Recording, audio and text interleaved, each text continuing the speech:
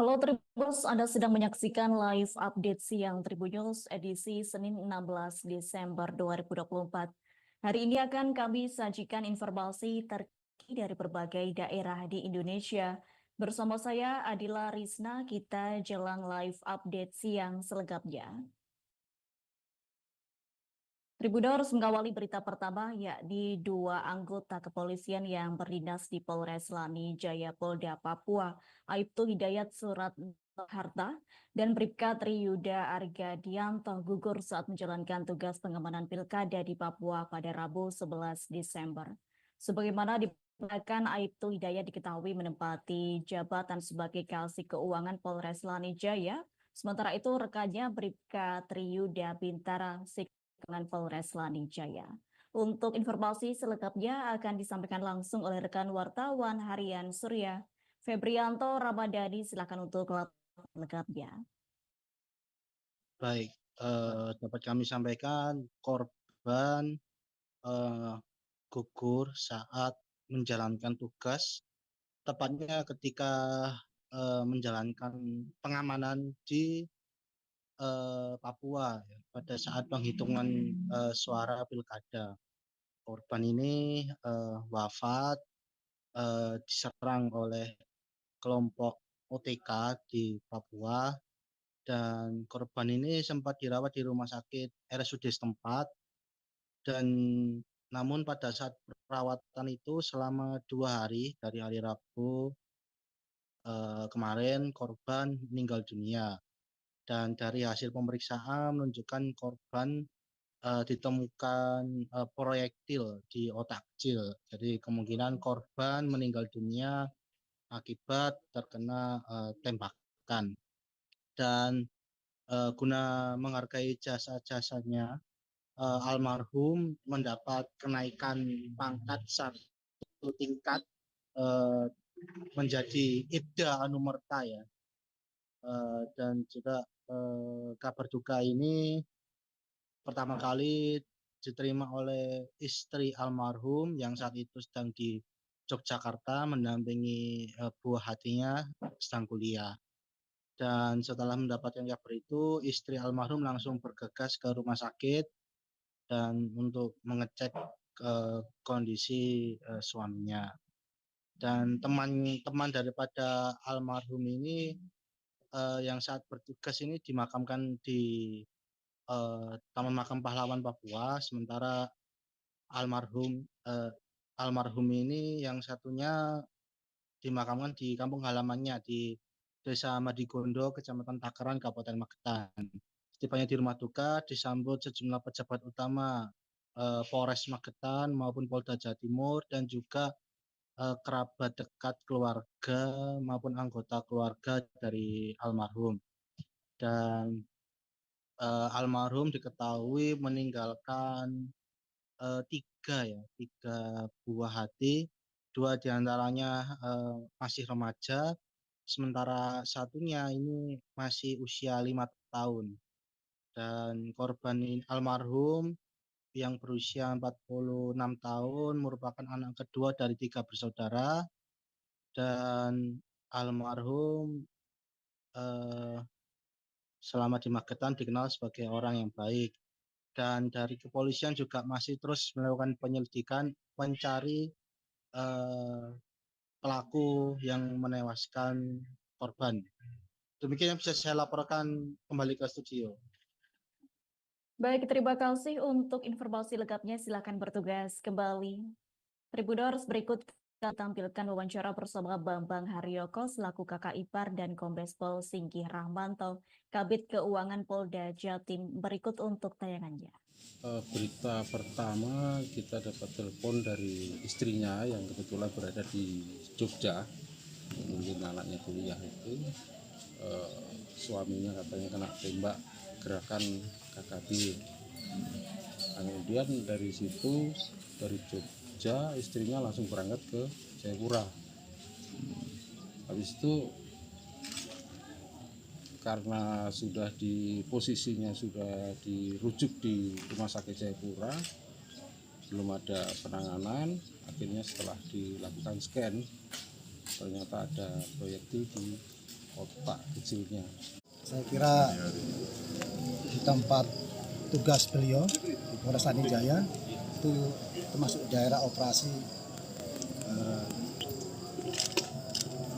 di Papua, ada ancaman KKP di sana. Tapi sementara ini sebenarnya dalam rangka pengamanan, dalam rangka pelaksanaan pemilu kada. Tapi sebenarnya sudah aman pemilu kada, cuma mungkin ada serangan dari kelompok yang masih dalam rangka penyelidikan. Dan intinya kami dari Polda Papua sudah pernah kemarin sebelumnya saya Polda Papua sudah mengalami pergaulan beliau orang baik, kita doa sama-sama semoga diterima dan keluarganya diberi ketabahan. Kami juga sekarang keluarga di Polda Jatim sudah melaksanakan kegiatan dan saya berdoa juga mudah-mudahan keluarga juga di sini bisa menerima dan ikhlas kondisi, karena risiko di tempat tugas seperti di Papua kita harus maklumi. Kalau sudah pernah tugas di sana kita maklum. Nanti itu konfirmasi dari Polda Papua aja. Ada satgasnya sendiri di sana kan. Saya belum tahu persis. Intinya kami mendengar informasi ada pemakaman, kami bersih. Sebuah bus mendadak oleng ke jalur kanan hingga bergerak turun ke bahu jalan dan terhenti setelah menabrak sebuah pohon di median akses Suramadu, Sisidura, Desa Pangpong, Kecamatan Labang, Kabupaten Bangkalan pada Sabtu 14 Desember 2024 malam. Akibatnya bagian depan bus tujuan Probolinggo itu ringsek dan tak berbentuk. Diketahui sopir bus yakni Sutrisno dirinya tidak mempunyai waktu untuk berpikir panjang dan langsung memutuskan banting setir ke kanan ketika sebuah Toyota Fortuner yang berada di jalur lambat di sisi kiri bus tiba-tiba berpindah masuk ke jalur cepat. Terkait hal tersebut, informasi selanjutnya akan disampaikan langsung oleh rekan wartawan Tribun Madura. Ahmad Faisal Edo, silakan untuk laporan lengkapnya. Baik rekan Adila di studio dan Tribuners, selamat siang.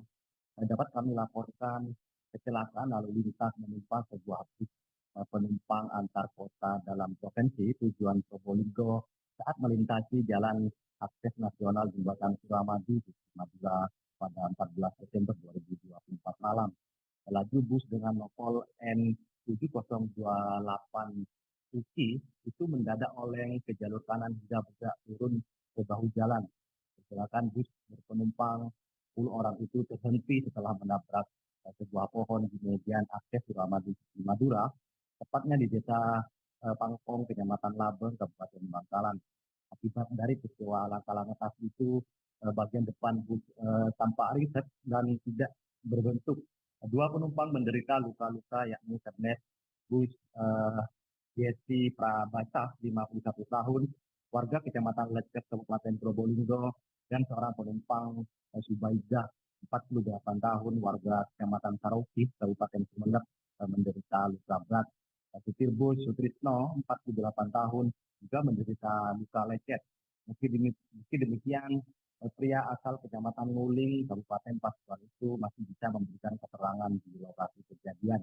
Dia mengungkapkan dirinya terpaksa langsung banting setir ke arah kanan setelah melihat mobil Toyota Fortuner dengan tiba-tiba hendak berpindah lajur dari jalur lambat ke jalur cepat yang hanya terpisahkan oleh trotoar. Tindakan Sutrisno membuang laju bus ke jalur kanan untuk menghindari Fortuner belum sepenuhnya aman. Pasalnya di depan bus tersebut terlihat sebuah kendaraan roda 4 yang bergerak lebih lambat dari laju bus dan berisiko disuduk. Dengan jumlah penumpang 10 orang, Sutrisno mengaku tidak mempunyai waktu untuk berpikir panjang dan memutuskan kembali membanting setir ke arah kanan untuk menghindari mobil lain di depannya. Akibat dari keputusan itu, laju bus meluncur deras menerabas reruntuhan median jalan akses Suramadu dan terhenti setelah menghantam pohon. Kepala Jaga Unit Laka Lantas Polres Bangkalan Aibtu Bukhari mengungkapkan korban menderita luka-luka dilarikan ke Puskesmas Ponjo Kabupaten Bangkalan. Sementara untuk para penumpang lain melanjutkan perjalanan setelah dialihkan ke kendaraan lain. Demikian rekan Adila, saya kembalikan ke studio. Baik, terima kasih untuk informasi lengkapnya. Silakan bertugas kembali. Tribuners, berikut kami tampilkan wawancara bersama Aibtu Bukhori, petugas jaga unit Laka Lantas Polres Bangka, dan Sutrisno, sopir bus. Berikut untuk tayangannya. Kendaraan bus berjalan dari arah utara ke selatan. Dan sampainya di tempat kejadian, banting setir ke kanan. Kendaraan bus berjalan dari arah utara ke selatan. Dan sampainya di tempat kejadian, banting setir ke kanan. Selanjutnya menabrak pohon di median jalan karena menghindari mobil yang berjalan di lajur sepeda motor masuk atau pindah lajur ke lajur roda 4. Ada korban dong? Untuk korban 2 orang luka-luka, 1 dari penumpang dan 1 dari kernet bus tersebut. Posisinya dari utara menuju ke arah Suramadu. Di depan saya itu ada di jalur sebelah kiri di lajur roda 2 itu ada Fortuner yang mau masuk ke jalur kanan. Jadi saya itu menghindari, jadi saya ngerem buat nganan, di depan saya juga ada mobil. Akhirnya untuk menyelamatkan penumpang saya di dalam, jadi saya buat ke kanan lagi, ke bahu jalan kanan. Jadi langsung menghantam pohon itu. Itu kronologinya. Ada korban Pak ya? Tidak ada. Sebanyak 8 pekerja migran Indonesia asal NTB berhasil dipulangkan dari Suriah. Mereka tiba di Bandara Lombok pada Minggu 15 Desember 2024 sekira pukul 15.45 WIB. Adapun 8 WNI tersebut didominasi dari Kabupaten Sumbawa sebanyak 4 orang, yakni Eli Lestari, Sri Mulyanti, Emi Gustiani, dan Hawiyah Ahmad S.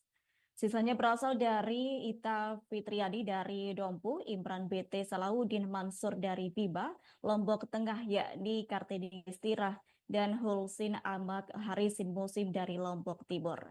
Terkait hal tersebut, informasi selengkapnya akan disampaikan langsung oleh rekan wartawan Tri Lombok. Sinto, silakan untuk laporan lengkapnya. Ya, benar sekali Tribuners, bahwasanya sebanyak 8 PMI asal NTB berhasil dievakuasi dari Suriah Tribuners, setelah kemudian eskalasi politik di Suriah terjadi karena ada pergeseran kekuasaan atau terjadi pemberontakan dari Presiden Bashar al-Assad oleh kelompok pemberontak di Suriah Tribuners begitu. Dan berdasarkan pantauan Tribun Lombok, Tribuners, bahwasannya sebanyak 8 PMI tersebut dijemput oleh pihak Disnaker Trans NTB begitu, BP3M NTB, penghubung dan juga sebagian dari keluarga para WNI yang datang menjemput ke Bandara Internasional Lombok Tribuners begitu. Mereka tampak sangat bahagia Tribuners dan terlihat sangat terharu begitu akhirnya bisa kembali ke tanah air dan bertemu dengan keluarga mereka masing-masing Tribuners. Diketahui bahwasanya kedatangan 8 PMI ini merupakan kloter pertama atau tahap pertama yang dimana hari ini yaitu tanggal 16 Desember 2024 juga ada sebanyak 2 orang WNI lainnya asal NTB yang akan tiba di Bandara Lombok Tribuners begitu. Kepala Seksi Perluasan Kerja Disnaker Trans STB yaitu Anang Yusron mengatakan bahwasanya saat ini mereka memang diterbangkan dari Jakarta Tribuners yang dimana sebelumnya mereka diselamatkan oleh KBRI Damaskus Suriah. Kemudian mereka menuju ke kantor BRI Beirut Lebanon, kemudian menuju ke Qatar hingga akhirnya ke Jakarta Tribuners. Kemudian langsung menuju ke Bandara Internasional Lombok begitu. Mereka dipulangkan berdasarkan informasi bahwasannya dari Kemenlu bahwasannya saat ini situasi dan kondisi di Damaskus Suriah memang siaga 1 Tribuners. Hal ini karena memang adanya konflik di negara Suriah tersebut begitu. Pihak Kemenlu melihat situasi sudah sangat tidak memungkinkan begitu untuk melakukan beraktivitas maupun bekerja di negara tersebut sehingga mereka mau tidak mau wajib dilakukan evakuasi begitu. Dikatakan Anang bahwasanya untuk biaya pemulangan sendiri ditanggung oleh Pemprov NTB sendiri menggunakan dana belanja tidak terduga atau BTT begitu Mereka selanjutnya akan dipulangkan menuju ke daerah asal masing-masing yaitu ke Sumbawa begitu ke Dompu, Bima, Lombok Tengah dan Lombok Timur begitu. Kemudian lebih lanjut Anang, Kepala Seksi Perluasan Kerja di Sekretariat NTB mengatakan bahwasanya sejatinya memang Suriah ini bukan negara penempatan Tribuners sehingga kemudian pihaknya telah setelah kemudian melakukan pendataan begitu ya dan melakukan interview bahwasanya kenapa mereka bisa berada di sana, apakah mereka menggunakan jalur prosedural atau atau unprosedural begitu ya. Mereka diketahui memang ditempatkan awalnya bukan di negara sana begitu ya. Biasanya di negara Abu Dhabi, Uni Emirat Arab maupun di Arab Saudi, namun dilempar oleh agensi atau sponsor mereka ke Arab Saudi begitu. Tentu hal ini berlangganan ya kalau berdasarkan aturan begitu. Salah satu PMI asal Sumbawa yaitu Ita Fitriani mengatakan bahwasanya dirinya sangat bahagia akhirnya bisa kembali ke tanah air begitu.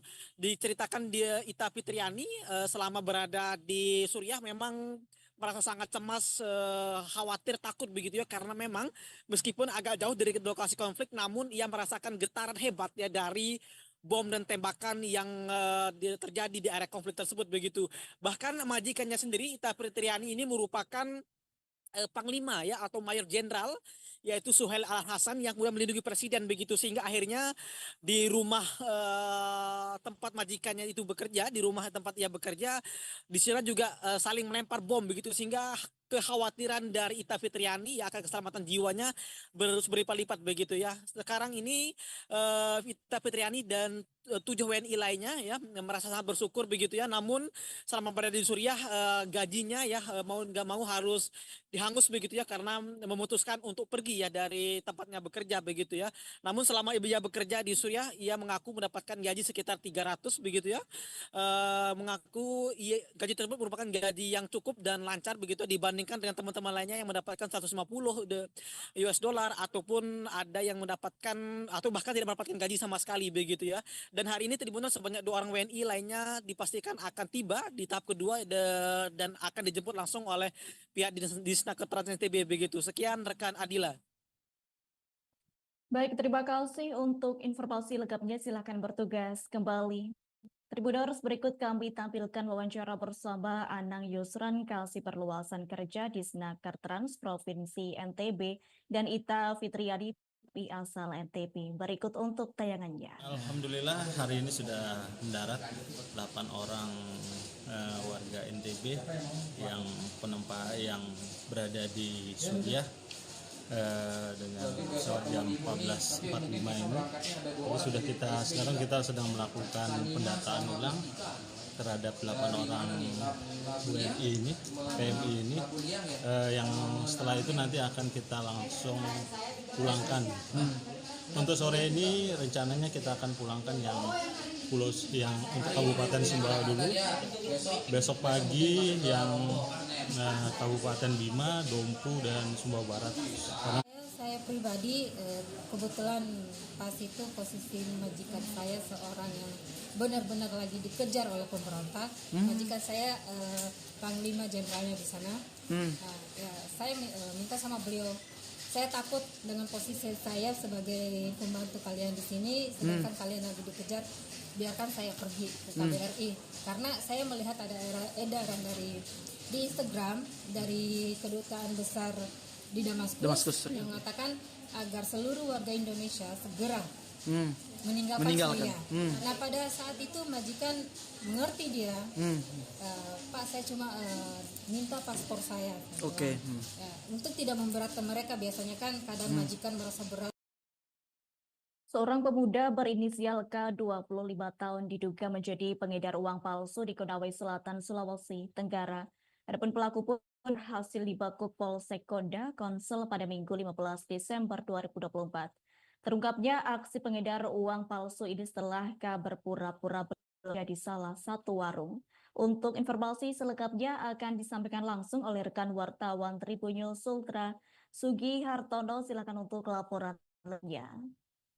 Benar sekali, kemarin pihak Polsek Konda Konawe Selatan telah mengamankan seorang pria yang kedapatan mengedarkan uang palsu di salah satu kios. Kronologi kejadiannya itu awalnya si pemuda ini membeli sesuatu di salah satu warung menggunakan uang 100.000. Pada saat diterima uang tersebut, penjual ini terlebih dahulu melakukan pengecekan dan ternyata uang tersebut adalah palsu.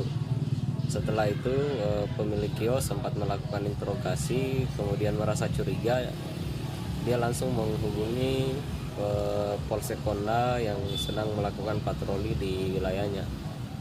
Mendapat laporan tersebut, pihak patroli Polsek Konla kemudian menuju ke lokasi dan melakukan interogasi. Setelah itu kemudian sempat melakukan penggeledahan dan didapatkan beberapa uang 100.000 sebanyak 15 lembar. Kemudian ada beberapa uang kecil yang diduga uang tersebut adalah kembalian pada saat dia melakukan transaksi dengan menggunakan uang palsu. Saat ini terduga pelaku sendiri sudah sempat diamankan di Polsek Konla Konawe Selatan, kemudian dibawa ke Polresta Kota Kendari untuk dilakukan pengembangan lebih lanjut. Mungkin seperti itu. Tribuners rubah penjabat Gubernur Sulsel Prof. Zudan Arif Fakrullah ke banjir. Meski air tak masuk di ruang utama, namun rubah jabatan Gubernur Sulsel dikepung banjir pada Minggu 15 Desember kemarin. Area halaman bagian selatan Rujab Gubernur Sulsel digenangi air setinggi betis orang dewasa. Adapun Prof. Zudan pun juga sudah turun langsung mengecek kondisi banjir di rubah jabatannya. Terkait hal tersebut, informasi selengkapnya akan disampaikan langsung oleh rekan wartawan Tribun Timur. Fakih Imtiaz, silakan untuk laporan lengkapnya. Rumah Jabatan Gubernur Sulawesi Selatan dan Rumah Jabatan Sekretaris Daerah Provinsi Sulawesi Selatan mengalami kebanjiran pada hari Minggu 15 Desember 2024. Hujan deras yang mengguyur kota Makassar selama seharian penuh membuat 2 rumah jabatan orang penting di Sulawesi Selatan ini mengalami kebanjiran. Kebanjiran terjadi di bagian halaman rumah untuk di Rumah Sekretaris Daerah Provinsi Sulawesi Selatan. Sementara itu di Rumah Jabatan Gubernur Sulawesi Selatan, banjir merendam area sisi selatan dari Rujab Gubernur Sulawesi Selatan. Meskipun tak masuk di area utama, namun sejumlah fasilitas di area Rujab Gubernur Sulawesi Selatan terendam. Di antaranya lapangan futsal, lapangan tenis, serta area taman itu direndam air setinggi betis orang dewasa. Kemudian di halaman dari Aula Tudang Sipulung juga terendam air. Penjabat Gubernur Sulawesi Selatan, Prof. Zudan Arif Fakrullah, langsung mengecek kondisi rumah jabatannya dengan meninjau bagaimana saluran air yang berada di rumah jabatannya. Memang kondisinya pada saat hujan yang mengguyur sejak pagi hingga sore hari membuat saluran air baik itu di bagian sisi belakang maupun sisi depan rumah jabatan Gubernur Sulawesi Selatan ini penuh, sehingga air meluber masuk ke dalam kawasan rumah jabatan Gubernur Sulawesi Selatan, dan hal itu pula yang membuat sejumlah area di bagian sisi selatan Rujab mengalami kebanjiran. Hingga saat ini air sudah surut, juga sudah dilakukan pembenahan di area halaman tersebut, karena juga dari Dinas Sumber Daya Air, Cipta Karya dan Tata Ruang menurunkan pompa untuk mengeluarkan air dari area Rujab, dan saat ini sudah dilakukan pembenahan sehingga nantinya banjir tidak terulang kembali di rumah jabatan Gubernur Sulawesi Selatan. Seperti itu rekan Adila. Baik, terima kasih untuk informasi lengkapnya. Silakan bertugas kembali. Download Tribun X sekarang, menghadirkan lokal menjadi Indonesia.